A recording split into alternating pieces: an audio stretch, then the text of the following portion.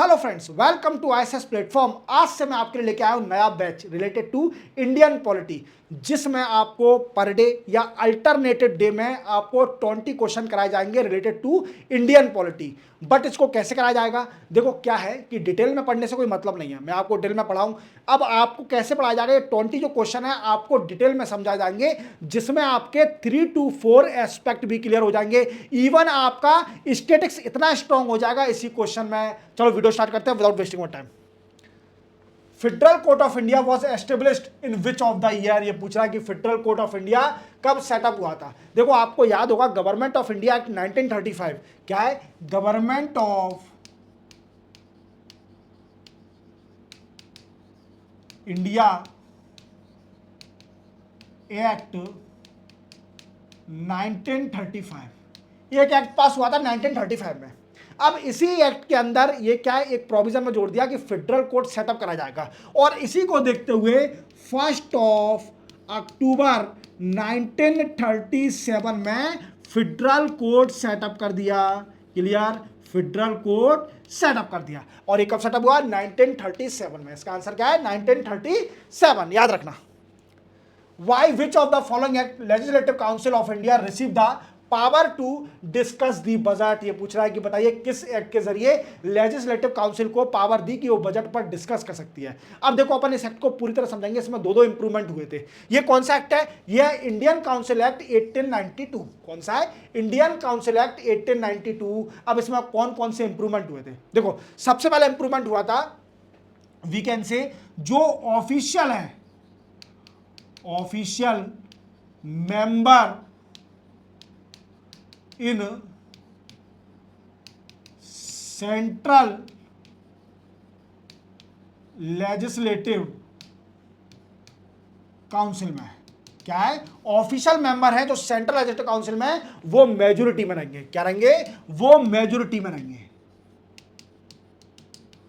Clear? और जो non official member हैं, जो कि इंडियन है, नॉन ऑफिशियल मेंबर है, तो उनको नॉमिनेट किया जाएगा।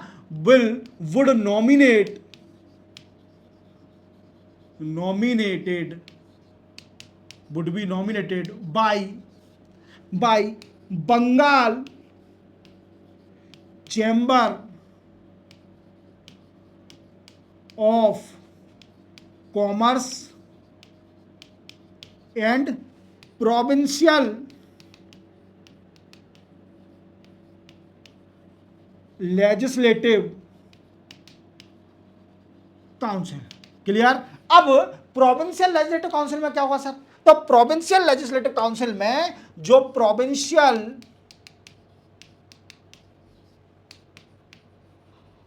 लेजिस्लेटिव काउंसिल होगी, उसमें नॉन ऑफिशियल मेजोरिटी में रहेंगे। नॉन ऑफिशियल मेजोरिटी में रहेंगे, जिनको नॉमिनेट कौन करेगा? नॉमिनेटेड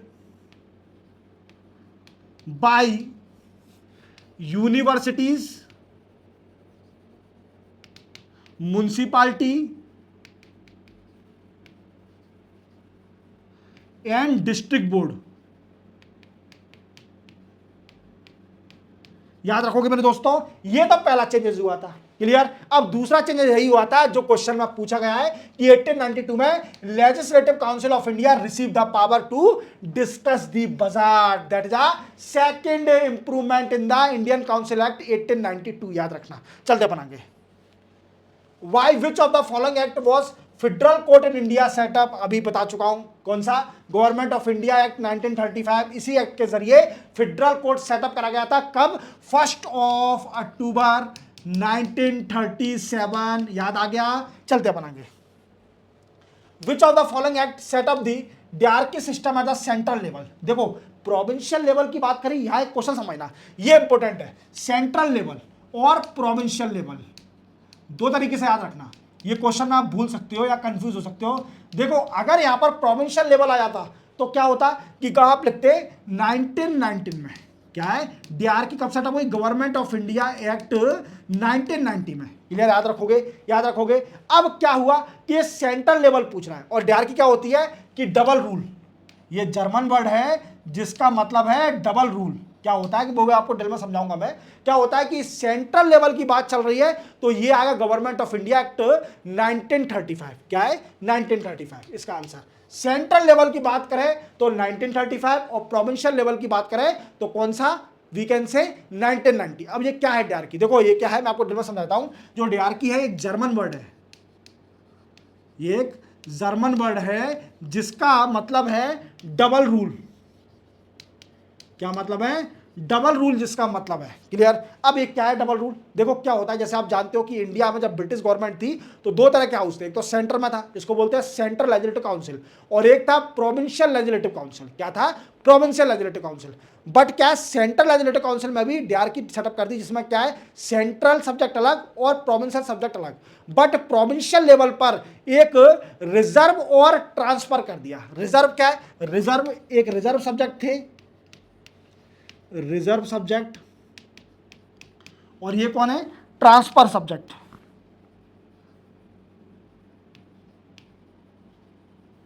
याद रखोगे मेरे दोस्तों क्या है रिजर्व सब्जेक्ट और ट्रांसफर सब्जेक्ट। अब रिजर्व सब्जेक्ट क्या है, देखो रिजर्व सब्जेक्ट में क्या है जैसे पुलिस,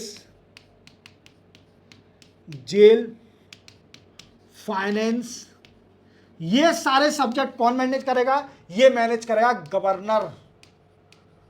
गवर्नर और किससे, with the aid of the executive council of the governor, with executive council of governor. Governor की एग्जीक्यूटिव काउंसिल होगी, उसके साथ डिस्कस करके रिजर्व सब्जेक्ट पर काम करेगा। बट ये जो मिनिस्टर होंगे प्रोविंशियल लेजिस्लेटिव काउंसिल में उस पर डिपेंड नहीं रहेगा, उनको रिस्पॉन्सिबल नहीं है उनको आंसर देने के लिए रिजर्व सब्जेक्ट में। बट जो ट्रांसफर सब्जेक्ट होंगे जैसे क्या है लोकल गवर्नमेंट, लोकल, या फिर वी कैन से एजुकेशन, ये छोटे छोटे सब्जेक्ट क्या दे दिए, स्मॉल स्मॉल सब्जेक्ट ट्रांसफर कर दिए, ट्रांसफर सब्जेक्ट में डाल दिए। अब इसको मैनेज कैसे करेंगे, इसको मैनेज करेगा governor, governor with the aid of minister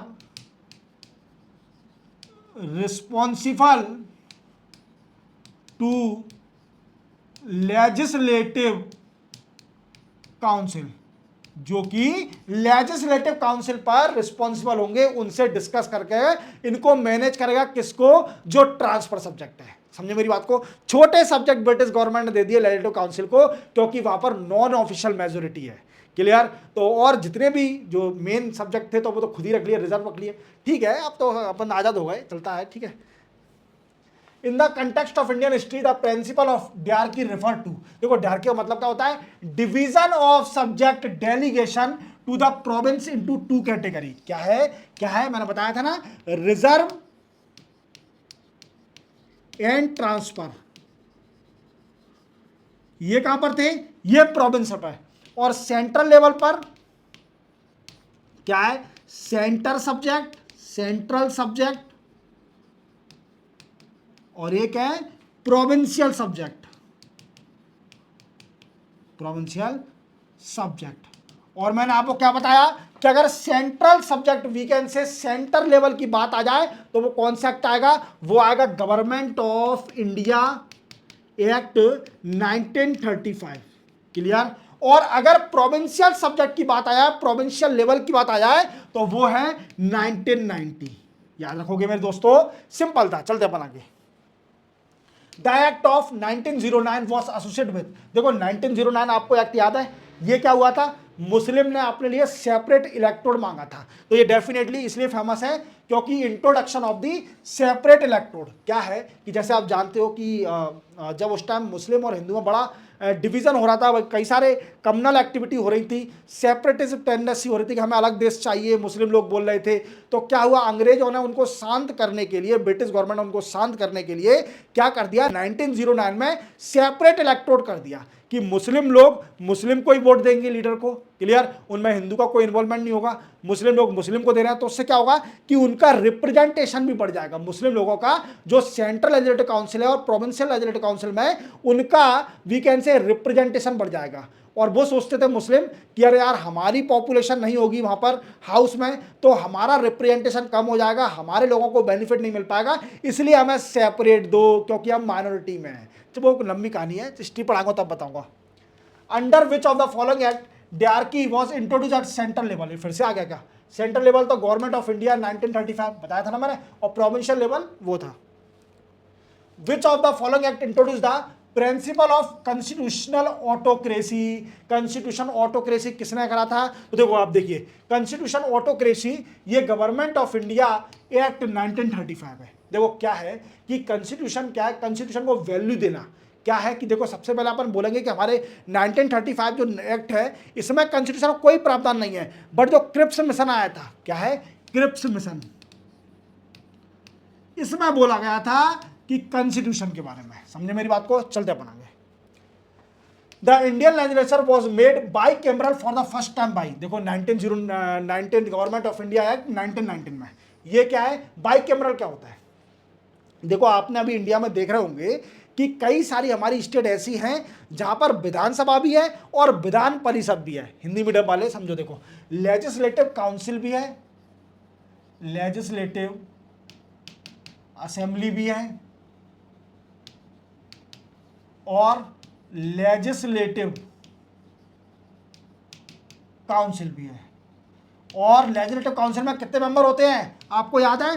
one third of legislative assembly, मतलब लेजिस्लेटिव असेंबली में जितने मेंबर होंगे उसका 1/3 होंगे लेजिस्लेटिव काउंसिल में। क्लियर? क्लियर? और मिनिमम कितना चाहिए? मिनिमम इसमें चाहिए मे बी 40 है, 40। क्लियर? 40 मिनिमम मेंबर चाहिए इसके अंदर, तभी वो लेजिस्लेटिव काउंसिल सेटअप करी जाएगी। 40 है ही, आई थिंक 40 है, 40 या 60 है, देख लेना कंफर्म करना, मेरे हिसाब से 40 है। क्लियर? तो 40 मेंबर कम से कम चाहिए लेजिस्लेटिव काउंसिल में। और इसी को देखते हुए सबसे पहले बाई कैमरल का रूल आया था गवर्नमेंट ऑफ इंडिया एक्ट 1919 में, याद रखोगे। चलते बनाएंगे। The power of president to issue ordinance is a relic of, देखो power of president to issue ordinance a relic of, देखो क्या है कि आपको याद होगा ऑर्डिनेंस का मतलब क्या होता है। अभी ऑर्डिनेंस का मतलब जानते हो? ऑर्डिनेंस कब पास करा जाता है? देखो जैसे मानिए हमारी पार्लियामेंट है, समझना हमारी पार्लियामेंट है और वो अभी सेशन में नहीं है, व्हाट आई मीन्स सेशन में नहीं है, वो सिटिंग नहीं हो रहा है। क्लियर? क्लियर? और हाउस अभी बंद पड़ा है, वीकेंड से अभी डिस्कस नहीं हो रहा है, छुट्टी पे है। बट क्या हुआ, कोई ऐसा काम आ गया जिसकी मजबूरी में बिल पास करना है, तो क्या करा जाएगा? प्रेसिडेंट के पास पावर है, वो ऑर्डिनेंस प्रमलगेट कर सकता है, ऑर्डिनेंस पास कर सकता है। समझो मेरी बात को। और गवर्नर पर भी पावर है, जब हाउस सेशन में नहीं होगा तो गवर्नर भी ऑर्डिनेंस पास कर सकता है। इवन पार्लियामेंट जब सेशन में नहीं होगा तो प्रेसिडेंट भी वीकेंड से ऑर्डिनेंस पास कर सकता है। ऑर्डिनेंस एक तरह से बिल ही होता है। समझे मेरी बात को? अगर रिक्वायरमेंट पड़ गई कंट्री में तो प्रेसिडेंट ऑर्डिनेंस पास कर सकता है। अब कुछ पहले एक्ट थे जिसमें गवर्नर जनरल ऑर्डिनेंस पास करता था, बट ये पूछ रहा है प्रेसिडेंट के बारे में। प्रेसिडेंट ऑर्डिनेंस पास करने का रिलीक कहां पर है? तो वो है गवर्नमेंट ऑफ इंडिया एक्ट 1935 में, गवर्नमेंट ऑफ इंडिया एक्ट 1935 में। चलते अपन आगे। Which act for the first time made it possible for Indian to take some share in the administration of their country, ये पूछ रहा है कि बताइए कि ऐसा कौन सा एक्ट था जिसने पहले इंडियन को शेयर दिया कि आप एडमिनिस्ट्रेशन या फिर हर चीज में आप पार्टिसिपेट कर सकते हो सेम एज अ ब्रिटिश। तो वो था एक्ट चार्टर एक्ट 1833। याद रखना, चार्टर एक्ट 1833 में सबसे पहले ये मेंशन करा गया था कि इंडियन को भी मौका दिया जाएगा, even they can participate in the administration और the public function of the government. समझे मेरी बात को? वो भी पार्टिसिपेट कर सकते हैं, इवन उनको भी मौका दिया जाएगा। ऐसा नहीं है कि ब्रिटिश को ही मौका दिया जा रहा है। समझे मेरी बात को? चलते पाएंगे। The distribution of power between center and state as in the Constitution of India is based on which of the following? देखो ये है गवर्नमेंट ऑफ इंडिया एक्ट 1935। देखो फेडरल सबसे आपसे पूछा जाएगा कि बताइए फेडरल सब्जेक्ट सबसे पहले कहां पर आया था? तो फेडरल आया था गवर्नमेंट ऑफ इंडिया 1935 में। ये पिक्चर में नहीं आ पाया था, ये पिक्चर में नहीं आ पाया था 1935 में। क्यों नहीं आया था? क्योंकि कुछ जो वी कैन से स्टेट थी जो कि रूल करते थे, जिनकी पर्टिकुलर स्टेट थी जैसे हैदराबाद, नवादा, ये राजी नहीं थे कि हम नहीं चाहते फेडरल। क्लियर? फेडरल क्या होता है? फेडरल माने distribution of same power between centre and state. That is the main work of the federal government. जैसे अभी इंडिया में आप जानते हो कि हमारे इंडिया में फेडरल गवर्नमेंट है, और ये हमने टॉपिक कहां से लिया है, गवर्नमेंट ऑफ इंडिया एक्ट 1935 से लिया है। फेडरल गवर्नमेंट का टॉपिक याद रखना, ये भी याद रखना, ये भी इंपॉर्टेंट है आपके लिए कि फेडरल गवर्नमेंट का हमने टॉपिक कहां से लिया है, गवर्नमेंट ऑफ इंडिया एक्ट 1935 से लिया है। तो इसलिए हमारे कंट्री में स्टेट को भी सेम पावर है, सेंटर को भी सेम पावर है, बट कुछ सब्जेक्ट में हमारी क्या हो जाती है कि सेंटर ज़्यादा पावरफुल हो जाती है। जब किसी स्टेट में इमरजेंसी लग गई या फिर वो गवर्नमेंट कॉन्स्टिट्यूशन के अगेंस्ट काम कर रही है तो इमरजेंसी लगा दी गई, तो फिर सेंटर में फुल पावर आ जाती है उसको मैनेज करने का, स्टेट को मैनेज करने की। चलते अपन आगे। The provision for the establishment of all India federation was included, फिर से वही क्वेश्चन है, गवर्नमेंट ऑफ इंडिया एक्ट 1935 इसका आंसर है। In the federation establish under the act of 1935 residuary power were given to the, देखो आपने constitution अगर पढ़े हो तो आपको रेसिडरी पावर जान मालूम है, पहले आपको रेसिडरी पावर समझाता हूं। देखो ऐसा होता है कि आपने पढ़ा होगा हमारे इंडियन कॉन्स्टिट्यूशन में 3 लिस्ट है। कौन कौन सी लिस्ट है, एक है we can say central list, और दूसरी है स्टेट लिस्ट, और तीसरी है कॉन्करेंट लिस्ट। कौन सी, कॉन्करेंट लिस्ट, जो दोनों स्टेट मिलके उन सब्जेक्ट पर बिल बनाती हैं। क्लियर। बट क्या है कि अगर मान हो कोई सब्जेक्ट इन तीनों में नहीं है तो वो कहलाएगा रेसिडरी पावर। क्या है, residuary power. But government of India act 1935 में ये रेसिडरी पावर किसको दी गई थी कि वो मैनेज करेगा गवर्नर जनरल। कौन, governor general. But after independence residuary power were given in the hand of the parliament, in the hand of the parliament और सेंटर गवर्नमेंट और द यूनियन गवर्नमेंट भी बोल सकते हैं अपन, याद रखोगे, वेरी सिंपल।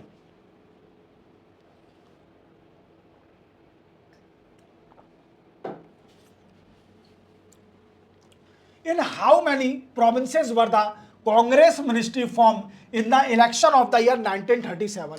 देखो आपको मैंने अभी बताया गवर्नमेंट ऑफ इंडिया एक्ट 1935 आया। अब क्या हुआ, कई सारे कांग्रेस के जो लीडर थे, फ्रीडम फाइटर थे, वो एग्री नहीं थे गवर्नमेंट ऑफ इंडिया एक्ट 1935 से, क्योंकि वो चाहते थे कि हमारा देश आजाद हो जाए। बट आप जानते हो ब्रिटिश ने तो रूल बना के रखा था, तो ब्रिटिश ने क्या बोला कि अब तो एक्ट पास हो गया है भाई साहब, इलेक्शन हम जल्दी कराने वाले हैं। तो इलेक्शन हुए कब, 1936 और 37 में। कब, 1936 और 37 में। क्लियर। तो कांग्रेस कितनी प्रोविंस में अपनी गवर्नमेंट बनाई, तो क्या हुआ, 11 प्रोविंस थे। क्या था, 11 प्रोविंसेस थे जहां पर इलेक्शन हुआ और कांग्रेस ने अपनी गवर्नमेंट फॉर्म करी। कांग्रेस हैज या had government formed in 8 provinces. कहां पर, 8 प्रोविंसेस में अपनी गवर्नमेंट को सेटअप किया, तो उसका आंसर है 8, याद रखना। Why is the government of India Act 1935 important? देखो इसलिए इंपॉर्टेंट है क्योंकि it is main source of the constitution of India. कई सारे टॉपिक हमने हमारे कॉन्स्टिट्यूशन में गवर्नमेंट ऑफ इंडिया एक्ट 1935 से लिए हैं, जैसे कौन कौन से, federal government,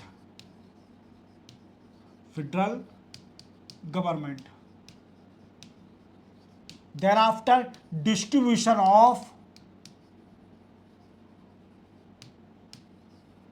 power between centre and state.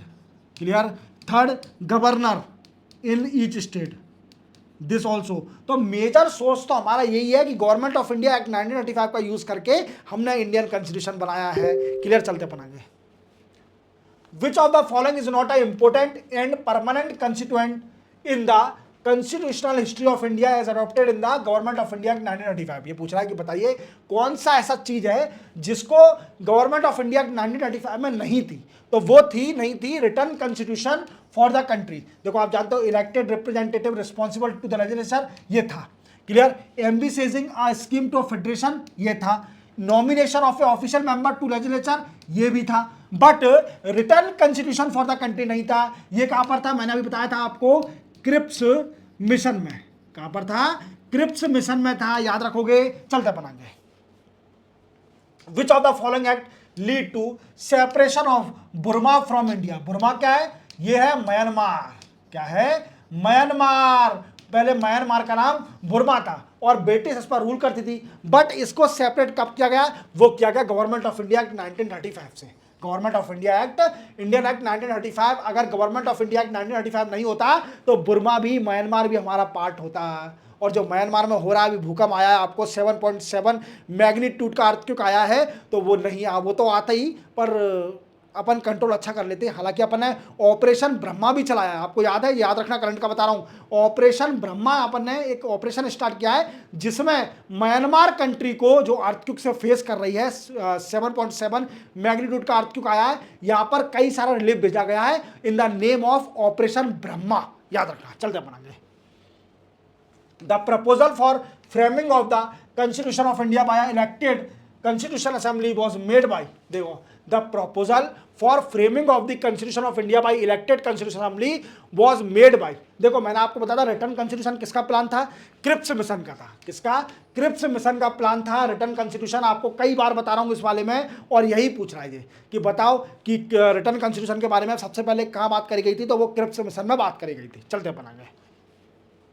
As per cabinet mission plan in the Constitution Assembly to decide allotted member send in each provinces one represented in the ratio to which population, ये पूछ रहा है कि बताइए कि as per cabinet mission plan के हिसाब से कॉन्स्टिट्यूशन असेंबली में डिसाइड किया गया था कि हर प्रोविंस में कितने लोग भेजे जाएंगे एज पर दी पॉपुलेशन के बेसिस पर। क्लियर? तो समझे मेरी बात को कि उन्होंने पूछा कि बताइए प्रोविंस से कितने मेंबर भेजे जाएंगे, अगर उस प्रोविंस की ज़्यादा पॉपुलेशन होगी तो वहाँ से ज़्यादा जाएंगे। जैसे अभी भी होता है, आप जानते हो कि जिस भी स्टेट की पे ज़्यादा पॉपुलेशन होती है वो स्टेट पार्लियामेंट में ज़्यादा वीकेंसी शेयर देती है। जैसे आपको मालूम है, अभी मैंने करना बताया था कि डीलिमिटेशन कमीशन 2026 का डिसाइडेड था। अब इसका जो साउथर्न स्टेट है वो इसका अगेंस्ट है। क्यों अगेंस्ट है?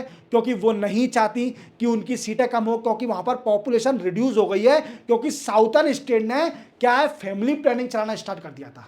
समझो मेरी बात। तो इसका आंसर है 10 लाख। क्या है? 10 लाख। क्लियर? याद रखोगे। तो एक वीकेंसी इलेक्टेड रिप्रेजेंटेटिव पर 10 लाख पॉपुलेशन वो कहां जाएगा? वो जाएगा सेंटर में फ्रॉम दी प्रोविंसेस। क्लियर? याद रखोगे। तो इसी के साथ ये 20 क्वेश्चन आप पे कंप्लीट होती हैं। फिर नेक्स्ट लेक्चर आएगा, फिर आपको नए 20 क्वेश्चन कराऊंगा और ऐसे ही डिटेल में पढ़ाऊंगा जिससे आपकी पॉलिटी स्ट्रांग हो जाए। क्लियर? आपके क्वेश्चन इसमें से ही आने हैं गवर्नमेंट एग्जाम में, बिल्कुल बेफिक्र रहो। क्लियर? मिलते हैं हम नेक्स्ट लेक्चर में, तब तक के लिए जय हिंद।